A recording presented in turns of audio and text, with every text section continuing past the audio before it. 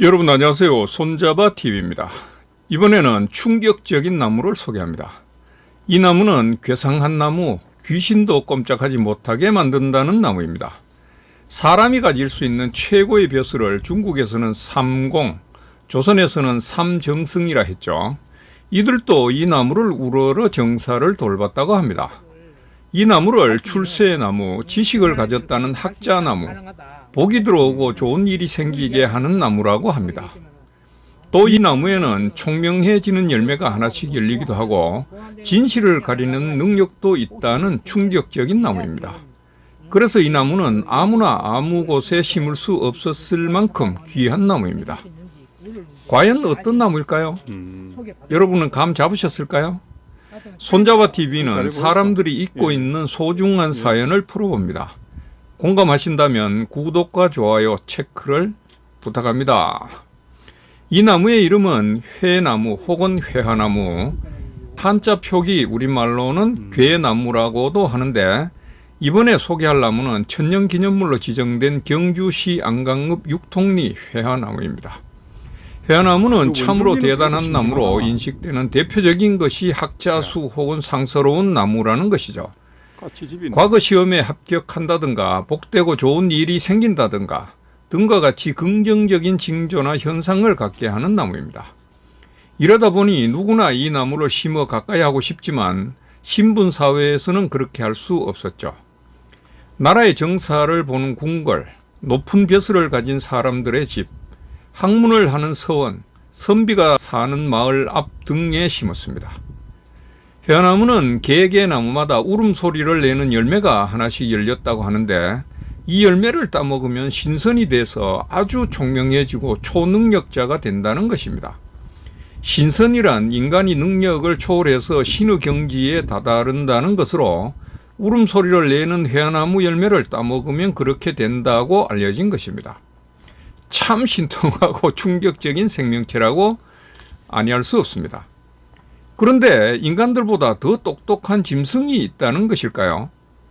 회화나무의 신선 열매를 까마귀가 어떻게 알고 먼저 따먹어버린답니다. 까마귀가 말이죠. 소문대로 까마귀가 참 영리합니다. 육통리 회화나무 높은 가지에 까마귀 집이 보이지 않습니까? 저 위에 보면 집이 보입니다. 까마귀가 아예 자리를 잡고 있으니 사람들이 기회를 잡기란 힘들 수밖에 없는 것이죠. 그래서 그런 것일까 짐승 중에는 가장 똑똑한 짐승이 까마귀라고 합니다. 하늘과 땅을 잇는 신성한 존재, 우주인과 대화를 한다면 까마귀가 가장 잘할 것이라는 그런 얘기가 있고 부모의 극진한 효도를 한다는 반포지효라는 그런 말도 있지 않습니까? 이것이 바로 까마귀입니다. 그리고 또 회화나무는 진실을 밝히는 능력이 있다고 해서 옛날 중국에서는 재판관들이 회화나무 가지를 들고 판결을 내렸다고 합니다. 옛날에는 회화나무가 신통력을 가지고 있는 나무라고 믿었던 것은 분명해 보입니다.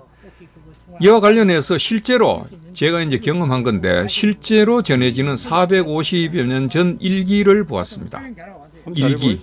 그러니까 이거는 이제 일기니까 실제로 있었던 일이라고 여겨집니다. 그래서 이걸 우리는 이제 실기라고 합니다. 실기. 이 일기는 청안 이씨 가문이 임진왜란 때 살신 성인의 정신으로 나라를 지킨 사연과 함께 전해지고 있는데 일기 내용은 청안 이씨 한 가정에 아들 사형제가 있었다고 합니다. 이 아들이 태어날 때마다 회화나무를 한 그루씩 심었는데 그 이유는 회화나무가 이제 학자수 출세의 나무로 알려지니까 회화나무를 건강하게 키우면 자식들도 건강하고 출세할 것이라는 부모님의 기대와 바람이 있었던 것이죠. 부모님의 바람대로 회화나무와 함께 자식들도 건강하게 잘 자랐다고 합니다. 그런데 어느 날 차남 몫인 두 번째 회화나무가 생력이 약해지면서 죽어버렸다고 합니다. 그러니까 두 번째 나무가 고사하자 차남인 둘째 아들도 건강이 약해지면서 죽었다고 해요.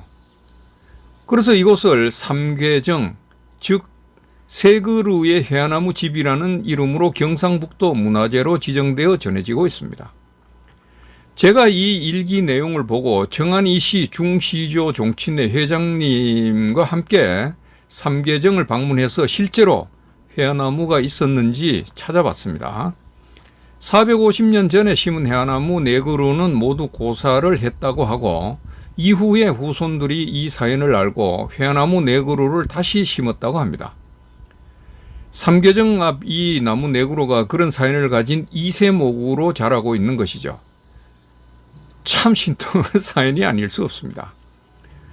이 삼계정이 자리한 곳은 이번에 소개하는 안강읍 육통리 해화나무와 가까운 거리에 있는데 육통리 해화나무도 젊은 청년과 관련된 사연이 전해지고 있어요.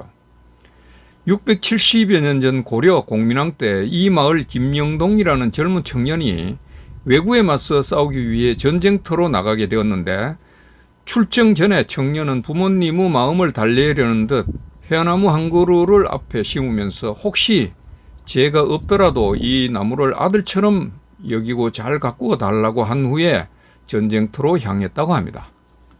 이후 청년은 돌아오지 못했고 부모님은 이 해화나무를 아들이라 여기고 정성껏 가꾸었다고 하는 나무가 바로 이 나무입니다.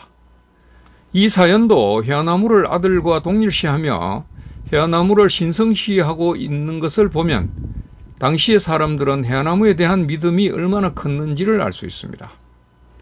인간은 자연 앞에서 약하기 때문에 거대한 힘을 가진 자연을 신성시하며 의지해 왔고 그러면서 마음의 위안으로 삼고자 했습니다.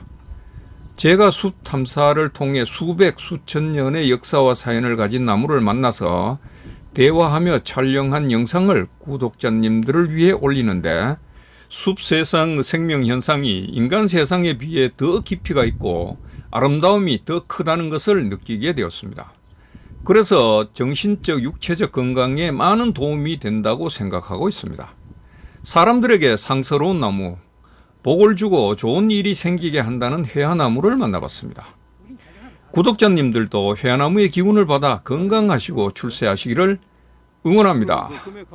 여러분, 감사합니다.